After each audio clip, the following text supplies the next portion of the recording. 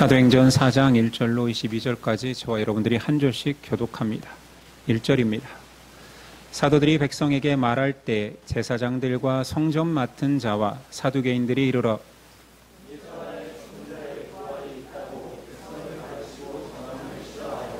그들을 잡음에 날이 이미 저물었으므로 이튿날까지 가두었으나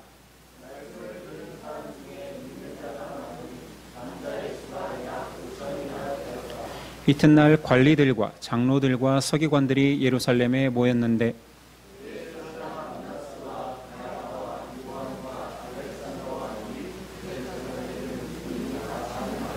사도들을 가운데 세우고 묻되 너희가 무슨 권세와 누구의 이름으로 이 일을 행하였느냐?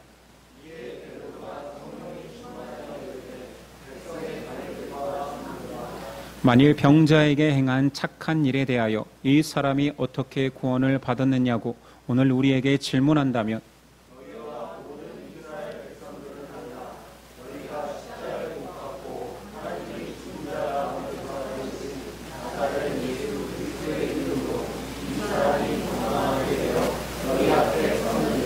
이 예수는 너희 건축자들의 버린 돌로서 집 모퉁이의 머릿돌이 되었느니라.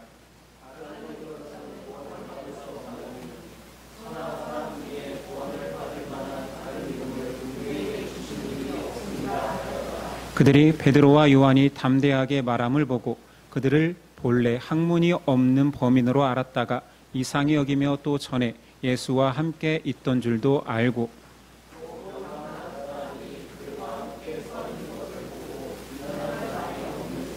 명하여 공회에서 나가라 하고 서로 의논하여 이르되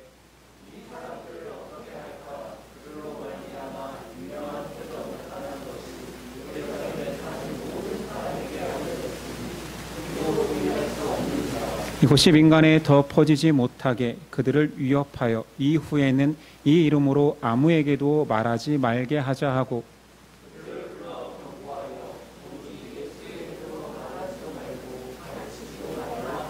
베드로와 요한이 대답하여 이르되 하나님 앞에서 너희의 말을 듣는 것이 하나님의 말씀을 듣는 것보다 옳은가 판단하라. 관리들이 백성들 때문에 그들을 어떻게 처벌할지 방법을 찾지 못하고 다시 위협하여 놓아주었으니 이는 모든 사람이 그 된 일을 보고 하나님께 영광을 돌림이라. 이 표적으로 병 나은 사람은 40여 세나 되었더라. 아멘. 공회에서 밝혀진 진짜와 가짜라는 제목으로 은혜 나누겠습니다.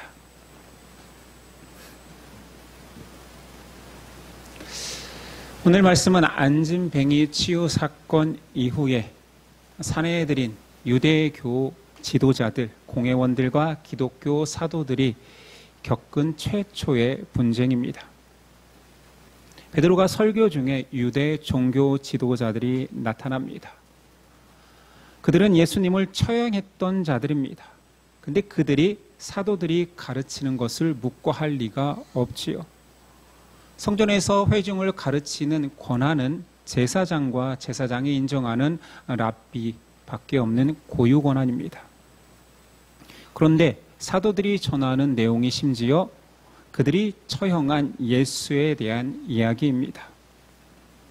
산해드린 공회원의 분노를 사기에 충분하였지요.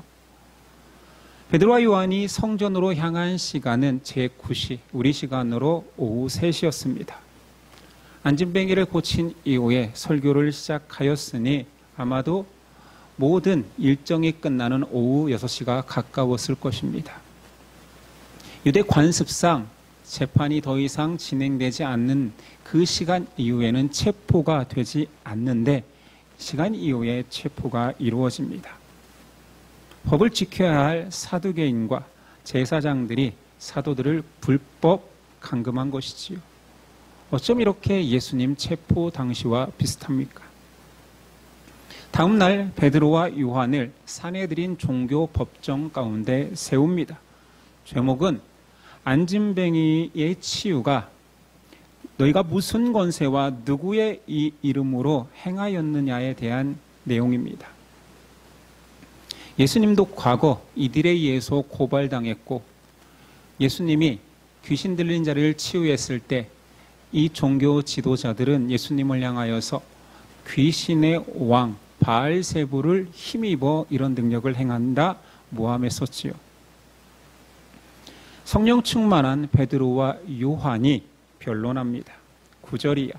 만일 병자에게 행한 착한 일에 대하여 이 사람이 어떻게 구원을 받았느냐 오늘 우리에게 질문한다면 너희와 모든 이스라엘 백성들을 알라. 너희가 십자가에 못 박고 하나님이 죽은 자 가운데서 살리신 예수 그리스도의 이름으로 이 사람이 건강하게 되어 너희 앞에 섰느니라. 이 예수는 너희 건축자들의 버린 돌로서 집 모퉁이의 머릿돌이 되었느니라. 다른 이로서는 구원을 받을 수 없나니 천하 사람 중에 구원을 받을 만한 이름을 우리에게 주신 일이 없음이라 하였더라. 베드로의 변론 내용은 방금 전에 솔로몬의 행각에서 설교한 내용과 대동소이합니다. 다른 점이 있다면 변론이기에 논리의 전개 방식만 다릅니다. 먼저 베드로와 요한은 우리가 안진뱅이를 치유했는데 아무에게도 해가 되지 않는다. 오히려 좋은 일을 하지 아니하였느냐 강조하지. 어떻게 이런 일이 이루어졌느냐에 대한 질문에 대한 답변으로 베드로와 요한은 자신들이 그냥 아는 것만을 전합니다. 예수의 이름의 권능으로 이런 일이 이루어졌습니다. 실제로 예수 이름만 전했지요. 그리고 거기에 베드로가 자신의 신앙 고백을 덧붙입니다. 유대인이 죽인 예수 그리스도를 하나님께서 살리셨다. 그분은 건축자의 버린 돌처럼 버려졌으나 지금은 집 모퉁이의 머릿돌이 되었다. 구약 말씀까지 인용합니다. 그러면서 베드로는 결론적으로 우리에게 구원받을 만한 다른 이름을 주신 적이 없다. 그래서 그것을 전했다 말합니다. 공회원들은 사도들이 담대하게 전함을 보고 당황합니다. 13절이야. 그들이 베드로와 요한이 담대하게 말함을 보고 그들이 본래 학문 없는 범인으로 알았다가 이상히 여기며 또 전에 예수와 함께 있던 줄도 알고 또 병 나은 사람이 그들과 함께 서 있는 것을 보고 비난할 말이 없는지라. 사도들을 정죄하지 못한 사유를 추측해 본다면 먼저 그들이 전한 예수 그리스도는 이미 정죄받아 사형을 당했습니다. 사도들의 진술처럼 부활하신 예수님을 전한 것이 문제가 된다면 간접적으로 예수님의 부활을 인정하는 꼴이 됩니다. 그게 아니라면 그냥 허황된 거짓말을 전하고 있는 것, 그렇게 문제가 될 만큼 지금으로서는 큰 문제가 아니지요. 하물며 평생 안진뱅이로 살았다가 일어난 자가 이 법정에 출두해서 지금 증인처럼 나타나 있습니다. 이 선한 일에 대해서 반박할 수가 없습니다. 또한 밖에서는 이 사건으로 인하여서 사도들에 대한 지지하는 백성들이 많아져 그들의 시선을 무시할 수도 없습니다. 그래서 공회는 아주 비겁한 결정을 합니다. 17절이에요. 이것이 민간에 더 퍼지지 못하게 그들을 위협하여 이 이후에는 이 이름으로 아무에게도 말하지 말게 하자 하고 그들을 불러 경고하여 도무지 예수의 이름으로 말하지도 말고 가르치지도 말라 하니. 그들의 결정이 사도들을 위협하고 경고한 이후에 석방하는 것이었습니다. 이에 대해서 베드로와 요한은 이렇게 말합니다. 19절이야. 베드로와 요한이 대답하여 이르되 하나님 앞에서 너희 말을 듣는 것이 하나님의 말씀을 듣는 것보다 옳은가 판단하라. 우리가 보고 들은 것을 말하지 아니할 수 없다 하니. 공회의 협박 앞에 위축되지 않고 담대히 우리가 아는 것을 우리는 전하겠다 고백합니다. 오늘 말씀 속에는 두 종교 지도자들이 등장합니다. 하나는 유대 종교 지도자들이며 다른 하나는 기독교 지도자들입니다. 전자는 힘을 가졌지요. 그 힘을 가지고 후자를 핍박하고 체포하고 겁박합니다. 전자를 이렇게 규정할 수 있겠지요. 힘을 가진 기득권을 가진 자가 그 지위를 지키기 위해 사는 종교인. 기독교 지도자들은, 후자는 진리를 지키기 위해 사는 신앙인. 사내들이라는 종교의 최고 법정에서 누가 진짜 하나님의 백성인지 완벽한 대조를 보여주고 있습니다. 유대 종교 지도자들은 종교인입니다.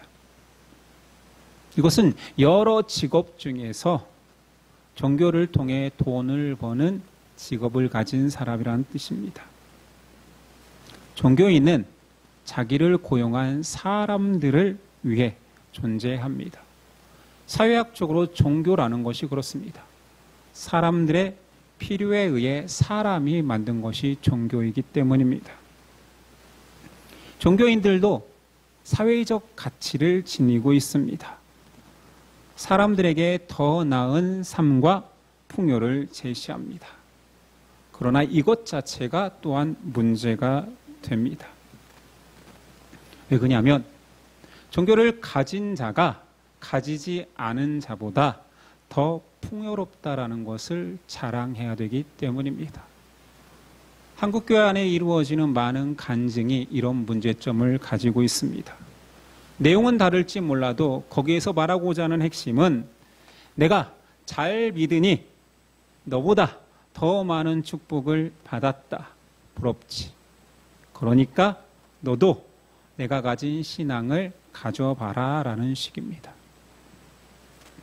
그래서 이미 기득권, 성공을, 힘을 가진 자들은 자신이 가진 것을 유지하기 위해서 자기 가진 것을 빼앗으려는, 의도치 않게 빼앗으려는 그들에게 적대적일 수밖에 없습니다. 그들이 설사 진리를 가졌다 한들 그들을 박해합니다. 왜냐하면 박해할 힘이 있거든요. 세상 가치를 추구하면 반드시 진리는 배척되게 되어 있습니다. 골로새서 2장 2절 5절 위의 것을 생각하고 땅의 것을 생각하지 말라. 그러므로 땅에 있는 지체를 죽이라. 곧 음란과 부정과 사욕과 악한 정욕과 탐심이니 탐심은 우상 숭배니라. 유대 종교 지도자들은 종교인으로서 하나님이 가장 싫어하는 우상 숭배에 빠져 있습니다. 유대 종교 지도자들의 두 번째 문제점은 진리의 부재입니다. 이게 더 근본적인 문제점이지요. 사도들이 치유 이적을 행했습니다. 그러나 그들은 순수하게 기뻐하지 못합니다. 왜냐하면 그 사건으로 말미암아 그들이 가진 것들이 위태롭기 때문입니다. 오히려 더 긴장과 불안에 휩싸이지요. 어떻게 그런 일이 일어났는지에 대한 진실에 대한 관심은 없습니다. 이미 그의 돈들은 세상에 빠졌기 때문입니다. 진리를 추구하지 않는 종교인이 세상에 집착하는 순간 하나님의 역사는 보일리만무합니다. 오늘 말씀해 보니 평범한 남자 5,000명은 하나님을 믿고 따른다 합니다. 그러나 종교 지도자들은 진리에 관심이 없고 오직 자기 가진 것을 유지하는 데만 집착합니다. 가짜는 진리에 관심이 없습니다. 오늘 그들이 주최하는 공회에서 오히려 그들 자신이 가짜임이 폭로되고 있습니다. 그들과 대조되는 기독교 지도자인 베드로와 요한은 진리를 전하는 신앙인입니다. 신앙인은 사람들에게 하나님의 진리를 전합니다.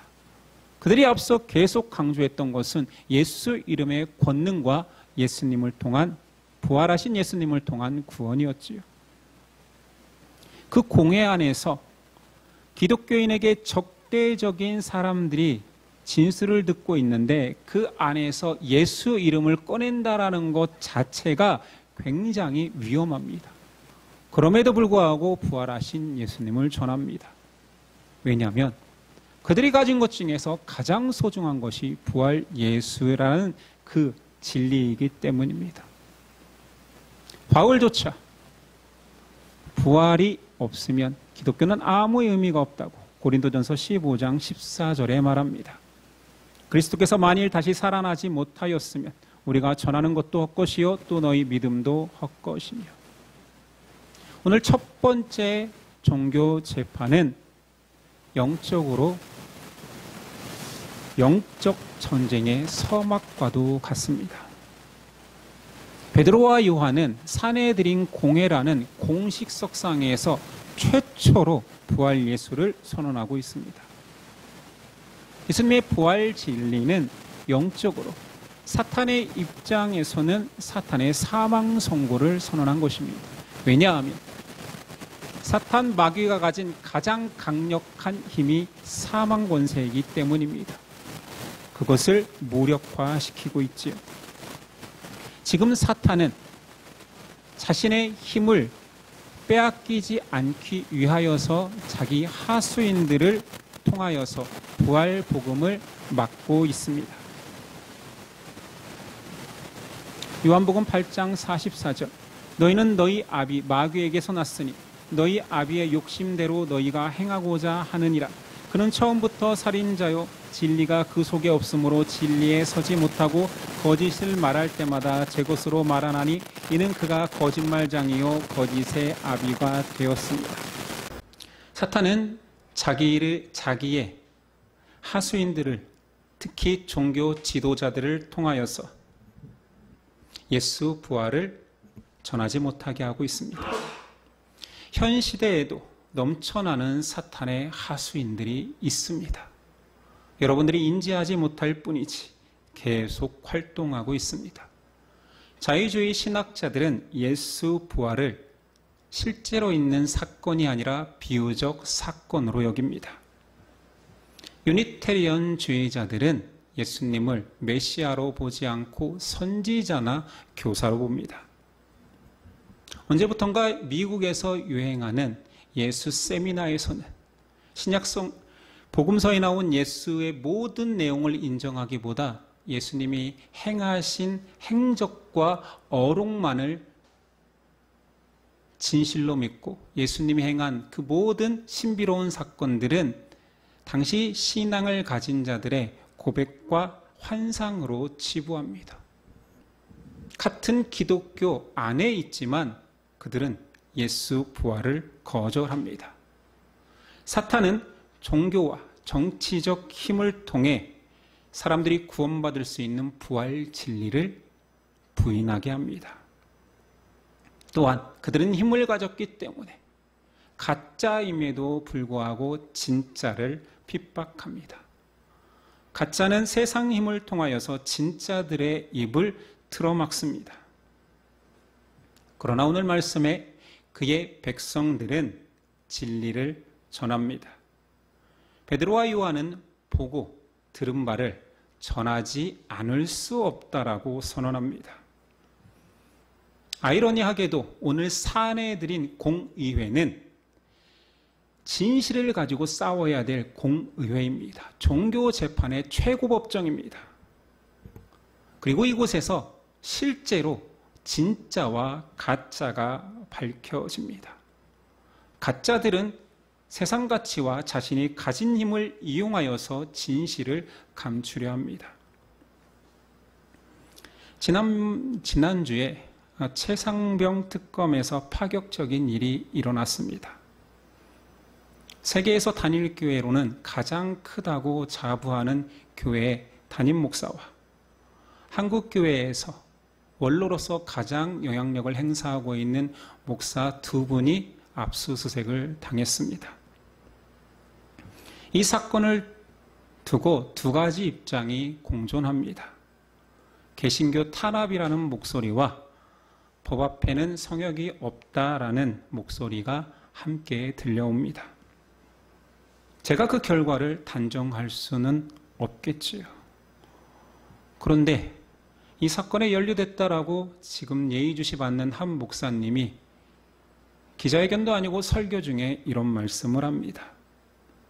기독교인 장성이 위기에 닥쳤으니 단순히 기도해줬을 뿐이고 어떤 정치적 영향력도 행사하지 않았다.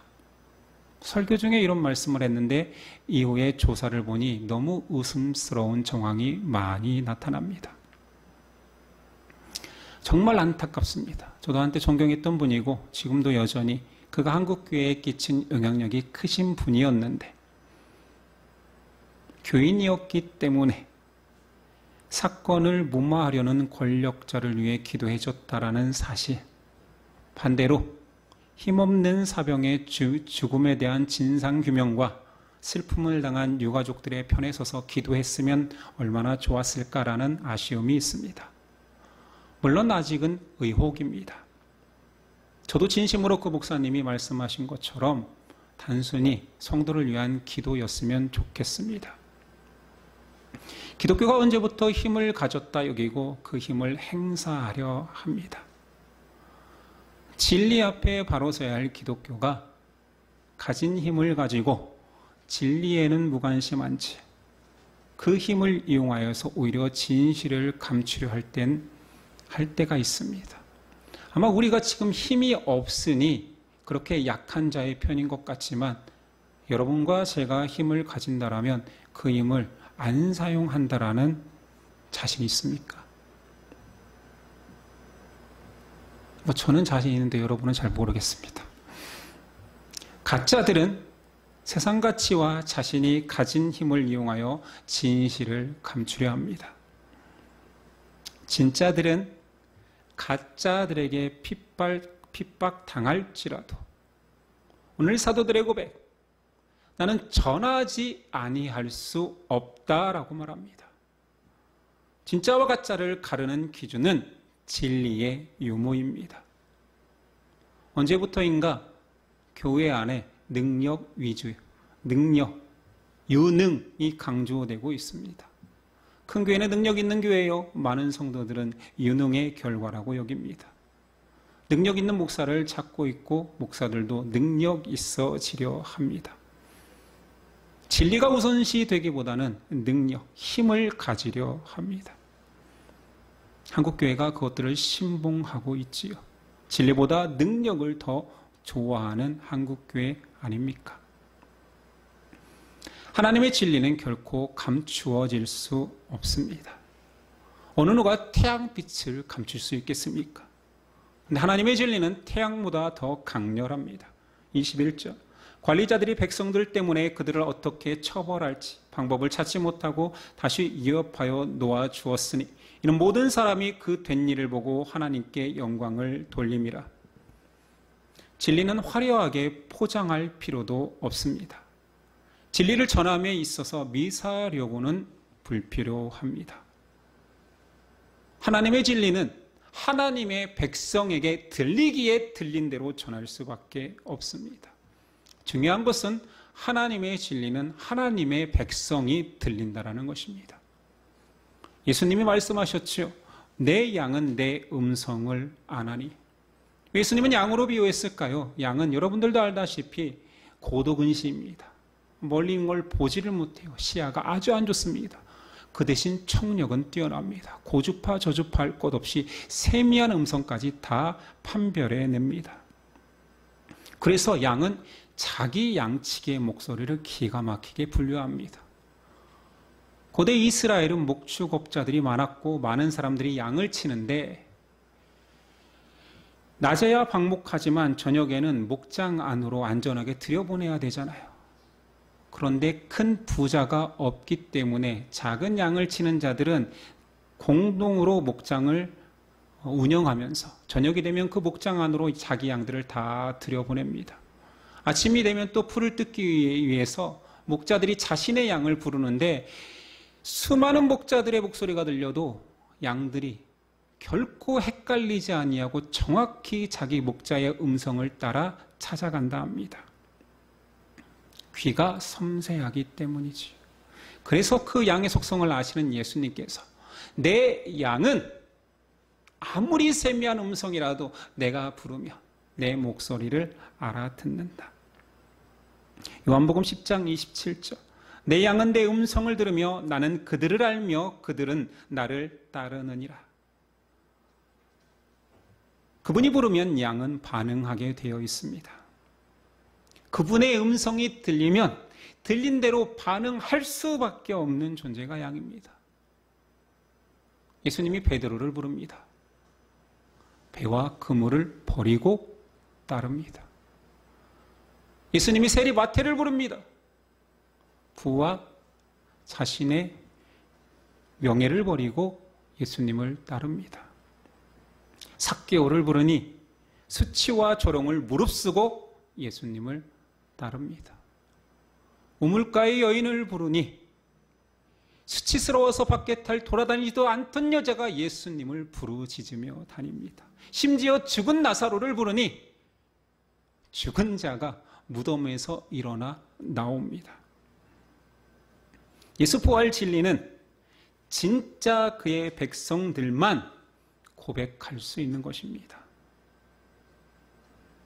누군가 너가 다니는 교회가 무엇하는 곳이니 네가 믿는 예수가 어떤 것을 가르치냐 한다면 여러분은 기꺼이 여러분이 들었던 것들, 믿어지는 것들, 예수님 부활하셨습니다. 모든 사람은 죽지만 그 죄는 예수 이름으로 말미암아 부활하게 되고 영생을 누리게 됩니다. 하나님의 백성이 됩니다. 이런 고백을 할 수밖에 없는 것입니다. 사람에게 이거보다 더 큰 진리가 어디 있습니까? 그리고 그 고백을 누가 합니까? 바로 우리가 하는 것입니다. 우리가 그분의 양으로 그의 음성을 들었기 때문에 반응할 수밖에 없는 것입니다. 이 고백이 없는 자들은 유념하십시오. 교회에 봄이 있을지라도 가짜입니다. 복음 전함의 대가로 칭찬과 명예와 보상을 받기는커녕 옥에 갇힙니다. 순환을 당합니다. 사도들이 아주 대단하여서 이 모든 고난을 감수하고도 예수님을 사랑해서 이럴 수밖에 없었던 것이 아니라 이 모든 일에 대해서 그들은 보고 들었기 때문에 그것이 진실이기 때문에 진실을 묻는 자에게 말할 수밖에 없는 거예요. 아니 너 감옥에 갇히면서까지도 이런 순환을 당하면서까지도 왜 그런 말을 하니? 그들의 답변은 너무 뻔합니다. 아니 그것을 봤으니까, 그것을 들었으니까. 아니 내가 이것을 고백한다고 해서 어려움을 당한다고 하더라도 아니 나에게 진실을 묻는다면 그것만이 진실이다. 예수님 부활하셨다. 그 부활하신 예수님만이 우리를 구원하는 이름이 없다. 난 이것밖에 모른다. 이들이 진짜 신앙인인 것입니다. 여러분들이 예수 믿으면 고난을 당한다. 아니 그 이전에 우리 안에 있는 것이 무엇입니까? 아니 여러분 진짜입니까? 가짜가 넘쳐나고 가짜 종교인들이 교회마다 가득가득할 수도 있습니다. 최고 리더가 가장 영향력 있는 자가 가짜일 수도 있습니다. 아니 은과금은 나 없다. 아니 근데 은과금이 넘쳐나는 자들이 아마 이 교회 안에 가득할 수도 있어요. 너는 왜 교회 다니냐? 은과금을 하나님께서 더 주실 것 같아서 온다. 교회는 능력 있지 않느냐? 유능한 자들, 세련된 자들은 다 교회 다니던데. 물론 개척교회를 다니지는 않지요. 그러나 우리 마음 속에도 분명히 그렇게 죄된 마음들, 신앙과 전혀 상관없는 종교인의 습성들이 가득할 수 있습니다. 우리가 세상적으로 여전히 못났기 때문에 힘을 발휘하지 못할 뿐이지요. 가진 힘으로 얼마든지 사람들을 억누르거나 그들을 판단할 수 있다면 우리가 안 할 것 같습니까? 여러분 그렇게 괜찮습니까? 제가 여러분들을 그래 좀 알잖아요. 우리가 그렇게 괜찮은 사람들 아니잖아요. 그러나 우리에게 누군가가 왜 그렇게 행동하니? 왜 너는 주의를 지키니? 너는 왜 신앙을 유지하니? 할 때 그럴 수밖에 없는데 나를 구원하신 예수님이 나의 예배를 받으시길 원하시고 나의 생명을 구원하신 그분이 나를 찾으시니 나를 부르시니 베드로처럼 배와 금을 입으면 버릴 것이고, 마태처럼 명예와 돈이 있다면 버릴 것이요, 내 가진 것 다 드려서도 아니 진실이 그거이니 나는 말할 수밖에 없다라고 하지 않겠습니까? 그들이 신앙인 진짜입니다. 사내들인 공회원들은 자신들이 지금 기독교 지도자들을 판단하고 있다고 생각하는데, 그곳에서는 하나님의 판단이, 진실한 심판이, 나눔이 이루어지고 있습니다. 누가 진짜고 누가 가짜입니까? 믿음이 들어와 그분의 음성을 들은 자, 그분의 행적이 믿어져서 전하지 않을 수 없는 자, 네가 살아가는 목적이 무엇이냐 하면 내 안에 예수 그리스도라고 말할 수밖에 없는 자, 너는 왜 세상을 그렇게 열심히 사니 하냐면, 묻는다면 예수 그리스도. 너는 왜 이렇게 가난하니? 묻는다 하더라도 예수 그리스도. 아니, 너는 왜 이렇게 가끔 힘으로 할 수 있고 네가 가진 걸로 이겨낼 수 있는데 왜 자꾸 이렇게 못난 것처럼 살아가니? 할 때도 예수 그리스도. 그의 이름을 나는 고백하고 전하지 아니할 수 없다라고 말하는 저와 여러분 되었으면 좋겠습니다.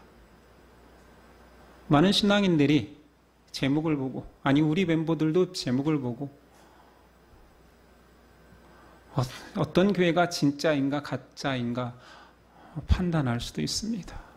그래서 이 설교 말씀을 준비한 것이 아니라 우리 안에 판단해보자라는 것입니다. 네가 진짜인가? 내가 진짜인가? 진짜 예수님을 사랑하는가? 예수님의 말씀을, 진리를 전하지 않을 수 없는 내 인생이라고 고백하는지 판단하여 봅시다. 기도하겠습니다.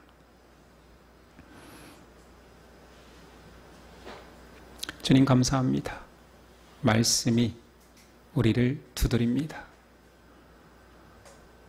사내들은 법정에 선 우리는 아니지만 그 법정의 신문이 우리 안에 이루어지고 있습니다. 우리는 종교인으로 살아가고 있습니까? 신앙인으로 살아가고 있습니까? 우리가 그 법정 안에 선 것처럼 고민하게 하옵소서. 물론 우리는 예수님을 만났고 고백하는 자들이지만 어느 순간 예수 안에서의 축복과 능력만을 추구하며 점점 신앙인에서 종교인으로 변질되지는 않았습니까? 내 안에 우선순위가 예수 그리스도가 아니라 내 안에 만족이 되어가고 있지는 않습니까? 우리가 변질되었다 손가락질하라는 신앙인의 모습이 어쩌면 우리의 10년 후, 20년 후의 모습이 될 수도 있습니다. 우리가 성령 충만하여서 다시 복음 앞에, 그리스도의 은혜 앞에 감격할 수 있는 우리 되게 하옵소서. 누군가를 정죄하기보다 우리를 돌아보는 회개의 시간이 되게 하옵소서. 하나님은 말씀을 통하여서 나에게 다시 묻습니다. 너는 진짜 하나님의 백성이냐 가짜이냐? 말씀이 우리를 가르치고 있습니다. 진실로 다시 예수 그리스도의 음성을 듣는 하나님의 양, 그리스도의 양 되게 도와주옵소서. 예수 그리스도의 이름으로 기도드립니다. 아멘.